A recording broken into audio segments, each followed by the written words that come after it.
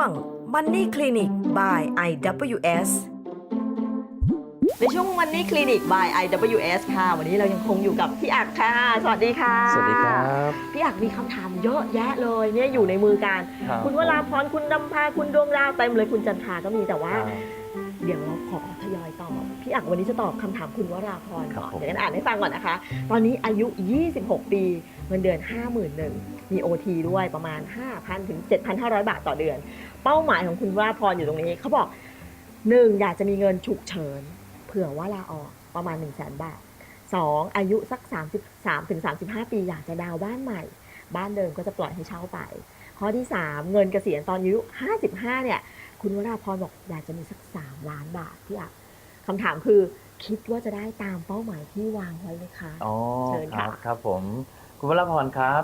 ในส่วนคำถาม 2-3 ข้อดีมากนะครับเป็นคำถามที่เหมือนกับถามแทนใครหลายๆคนมากการดูเรื่องของเงินเกษียณจริงๆแล้วจะดูที่รายเหลือมากกว่ารายได้หรือรายรับรายเหลือคืออะไรรายเหลื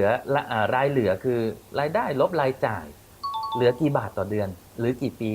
หรือต่อปีนะครับแล้วคูณกี่ปีนะครับนั่นแปลว่าถ้าเราบอกแต่รายได้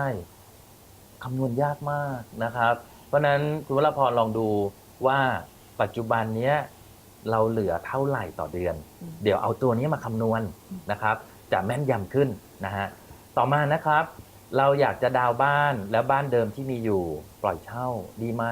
คำนึงถึงเรื่องเอาตัวเงินมาดูอีกละดาวน์บ้านใช้เงินเท่าไหร่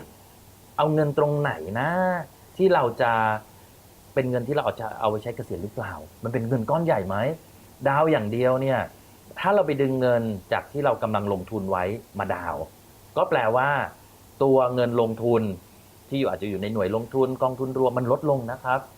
คุ้มไหมบวกลบคูณหารก่อนสมมุติดาวแล้วต่อเดือนต้องมีผ่อนด้วยผ่อนเนี่ยคุ้มกับค่าเช่าที่เราปล่อยบ้านเดิมเช่าได้เดือนละเท่าไหร่ได้ค่าเช่ามาไม่จบนะครับค่าเช่านั้นเป็นแค่เอามาเป็นรายจ่ายแล้วหมดไปหรือค่าเช่านั้นเอามาสะสมลงเอาไว้ในหน่วยลงทุนเห็นไหมฮะเพราะฉะนั้นจุดนี้ต้องพิจารณาต่อเนื่องนะครับว่ารายได้จากค่าเช่าเราเอาไปทำอะไรนะฮะเหมาะสมไหมถ้าไม่ได้เอาไปทำอะไรเลยก็อาจจะส่งผลยามเกษียณทำให้เงินเราไม่พอก็ได้นะครับส่วนคำถามต่อเนื่องที่บอกว่ามีอยู่3 ล้านนะแต่เกษียณตอน55ตามแผนได้ไหมถ้าจริงๆต้องคำนวณแล้วว่าเมื่อกี้เนี้ยค่าเช่ารายเหลือต่อเดือนบวกลบคูณหารแล้วมาบวกกับ3 ล้านเนี้ยจะทำให้เราใช้เงินได้ไปไกลกี่ปีแต่ถ้าผมคำนวณคร่าวๆนะครับเอาง่ายๆเลย3 ล้านใช้ได้ไปอีกกี่เดือนกี่ปีถ้าผมใช้ไป10 ปี10 ปีก็120 เดือนนะครับ3 ล้านหาร120 เดือนใช้ได้เดือนละ 25,000 นี่ยังไม่คูณเงินเฟ้อนะครับนั่นแปลว่าถ้าเราใช้เกิน 25,000 แล้วไม่มีเงินใหม่เข้ามาหลังอายุ55มีแค่3 ล้านนี้แหละแปลว่าใช้ได้ไปอีกแค่10 ปีที่เดือนละ 25,000 ไม่คูณเงินเฟ้อนะถ้าเราจะใช้อีก20 ปีก็หาร2เลยครับใช้ได้แค่เดือนละ 12,000 กว่าแต่ถ้าเมื่อไหร่เราเอาเงินเฟ้อเข้าไปคูณเงินเฟ้อ 3% ธรรมดานี่แหละครับจะพบว่าไม่มีทางเลยที่จะใช้ได้ยาวถึงอย่างนั้น 25,000 เนี่ยไปถึง10 ปีผมว่าโดยทั่วไปคูณแล้วมันจะเหลือแค่ครึ่งเดียวเห็นไหมฮะก็เพราะนั้น3 ล้านไม่น่าตอบโจทย์นะครับถ้าสำหรับการเกษียณที่เราคาดหวังจะอยู่ค่อนข้างถึง 80-85 เห็นไหมครับจึงต้องมีปัจจัยอื่นเข้ามาช่วยดูแต่ถ้าจากคำถามคุณวรพรก็วิเคราะห์ได้ในมุมอย่างนี้ครับผมต้องระวังในเรื่องที่ผมบอกไว้นะครับผม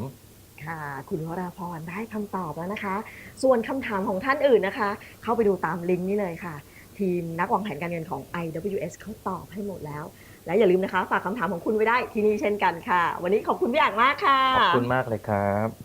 เป็นยังไงกันบ้างคะดูคลิปจบแล้วก็หวังว่าจะเป็นประโยชน์กับทุกคนค่ะอย่าลืมนะคะทุกคำถามทุกคอมเมนต์เกี่ยวกับเรื่องของเงินทองฝากไปได้ด้านล่างนี้เลยค่ะแล้วอย่าลืมกด Subscribe พวกเราด้วยนะคะจะให้ดีกดกระดิ่งนี้ด้วยจะได้ไม่พลาดทุกคลิปใหม่ๆค่ะ